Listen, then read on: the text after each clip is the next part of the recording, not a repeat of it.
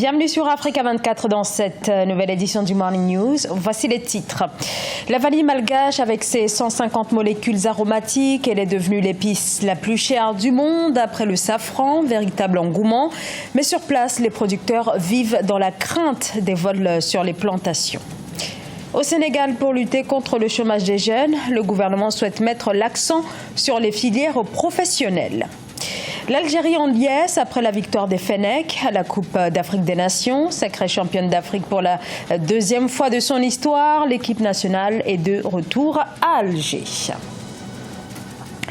Mais tout d'abord, cette nouvelle attaque au Nigeria. Au moins 37 personnes ont été tuées dans 3 villages de l'État de Sokoto, dans le nord-ouest du pays, annonce ce dimanche de sources officielles locales qui indiquent que l'attaque a eu lieu mercredi dans les villages de Kamito, Ololo et Riadjar Tsamia. L'État de Sokoto était jusqu'ici rarement la cible d'attaques d'envergure comme celle de ce mercredi qui, pour l'heure, n'a pas été revendiquée.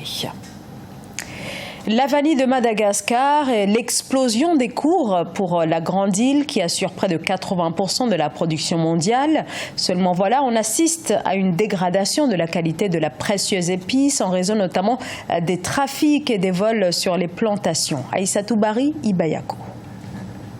À Madagascar, la culture des gousses de vanille est la plus importante au monde avec plus de 3000 tonnes produites par an. Ce secteur a connu une montée en flèche des prix en 2019, suscitant la convoitise de plusieurs habitants face à ce marché juteux. Ainsi, une vague de criminalité a déferlé sur ce pays d'Afrique de l'océan Indien. En un an, les pilleurs ont pu voler près de 200 kg de vanille malgré les ripostes armées des agriculteurs. Ils sont venus ici en rampant, et quand ils ont trouvé des grappes de gousses de vanille comme celle-ci, ils les ont arrachées. Puis, quand ils ont vu que j'étais là, ils ont pris un autre chemin. Ils ont été arrêtés de force. Ils ont dû prendre environ 3 kg de vanille, 18 grappes. Ces actes de pillage ont poussé les agriculteurs à cueillir des gousses non mûres avant la date effective du 15 juillet.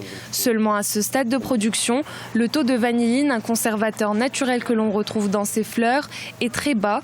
De ce fait, la qualité et la quantité de la marchandise se détériorent très rapidement. Lors des opérations de police, lorsque les voleurs de vanille sont arrêtés, il arrive que les gens riches tentent de soudoyer des gendarmes pour qu'ils libèrent ces voleurs. C'est une forme de corruption à laquelle on voudrait mettre fin. Au cours de ces 5 dernières années, les prix de la vanille ont augmenté de 500% sur le marché, avec une part de 5% du PIB, faisant de la matière première le premier produit d'exportation et la première devise pour la Grande Île.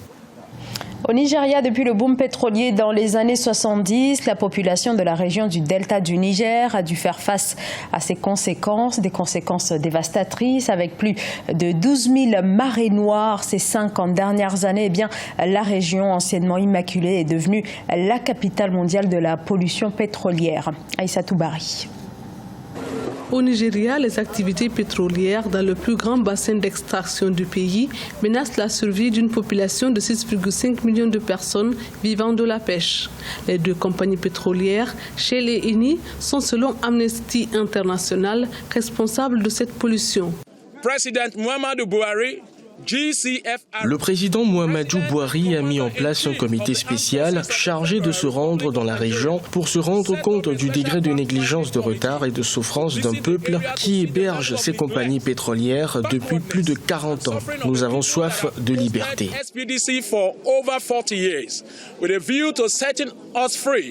De janvier 2011 à décembre 2017, la compagnie anglo-néerlandaise Shell avait enregistré plus de 1000 fuites sur ses infrastructures, soit une perte de 17,5 millions de litres de pétrole brut. La société italienne Eni a quant à elle recensé 820 fuites, soit l'équivalent de 26 286 barils et 4,1 millions de litres de brut depuis 2014. Si vous voyez aux alentours du fleuve, les arbres et la mangrove meurent. Les poissons qui viennent sont tués par l'huile déversée par les compagnies.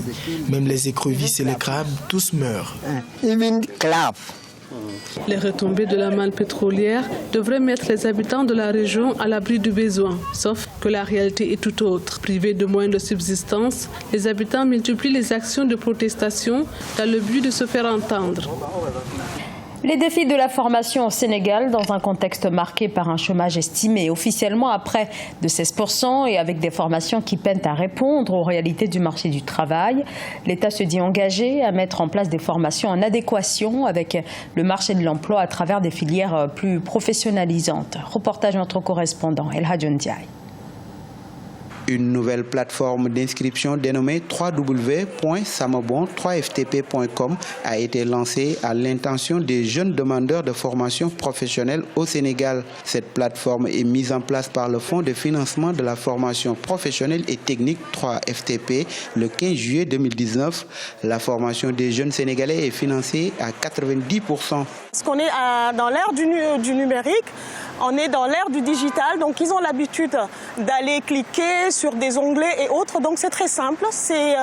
D'abord, ils vont remplir leur identité, des informations personnelles, et après ils vont avoir un autre onglet où ils vont renseigner un peu, regarder quel type d'établissement ils souhaiteraient avoir et voir à l'intérieur quel type de formation.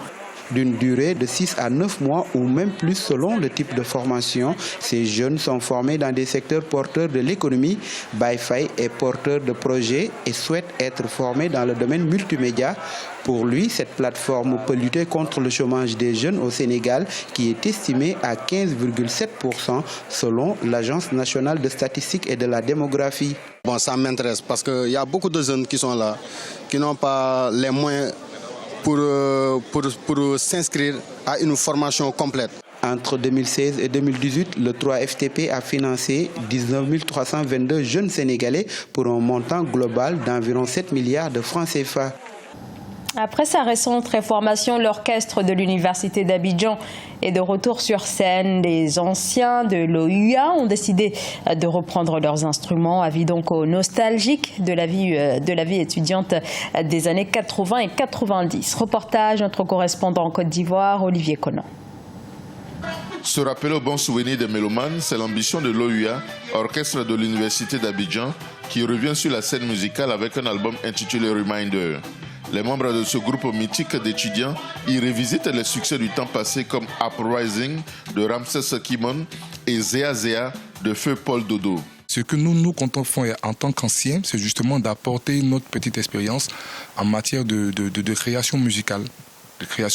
Puisqu'on a quand même travaillé avec de grands artistes un peu partout. Donc on va revenir avec certains titres pour montrer comment on peut enrichir justement cette musique ivoirienne. Médecins, entrepreneurs, les membres de cet orchestre exercent dans divers secteurs d'activité. Ils ont reformé le groupe pour partager avec les mélomanes et tous les anciens étudiants des années 80 et 90 le goût de la bonne musique. Les morceaux que vous aviez aimés dans votre enfance, dans votre adolescence, même dans votre âge adulte, à l'époque, ils sont là. Donc, servez-vous, buvez, consommez, mangez, Reminder de l'orchestre de l'université. Vous verrez, ça va changer quelque chose. Le label Orchestre de l'Université d'Abidjan est un cadre, est un club, est une institution qui a contribué à notre devenir. L'OUA prépare une tournée pour permettre au public des différentes villes de Côte d'Ivoire de vibrer comme au bon vieux temps des soirées sur le campus de l'Université de Cocody et les différentes cités universitaires d'Abidjan. L'Algérie, sacrée championne d'Afrique pour la deuxième fois de son histoire, 29 ans après sa dernière consécration. Victoire grâce à un but inscrit d'entrée de match. Les Fennecs ont dominé les Lions de la Teranga du Sénégal sur un score de 1-0. Enfin, en finale de la Coupe d'Afrique des Nations 2019, scène de liesse dans le pays et dans la diaspora après donc cette victoire. Marcel Farba-Maroun. L'Algérie a remporté la Coupe d'Afrique des Nations pour la deuxième fois de son histoire, vendredi 19 juillet 2019. Une victoire acquise contre le Sénégal dès les premières minutes de la rencontre grâce à Bagdad Bounedjah, très critiqué dans son pays, lui qui avait loupé un pénalty en quart de finale face à la Côte d'Ivoire. Au coup de sifflet final, c'était l'extase dans les rues d'Alger et d'ailleurs. Ils nous ont rendus heureux, ils ont rendu heureux tout le peuple algérien. Nous sommes tellement contents. Des scènes de joie qui, naturellement, contrastent avec l'ambiance qui régnait à Dakar. Ce fut en effet la douche froide dans les rues de la capitale sénégalaise et des autres régions, parées aux couleurs nationales à quelques heures du coup d'envoi. Une défaite au goût très amer quand on sait que le Sénégal n'a jamais fini sur le toit de l'Afrique. C'est vraiment triste d'assister à la défaite du Sénégal parce que nous y croyons vraiment. mais peut-être que les dieux du football n'étaient pas avec nous aujourd'hui. C'était la première fois depuis 2002 que les Lions du Sénégal atteignaient la finale de la Coupe d'Afrique des Nations. Les Algériens, quant à eux, n'ont plus eu droit à un tel scénario depuis 1990, année de leur premier sacre.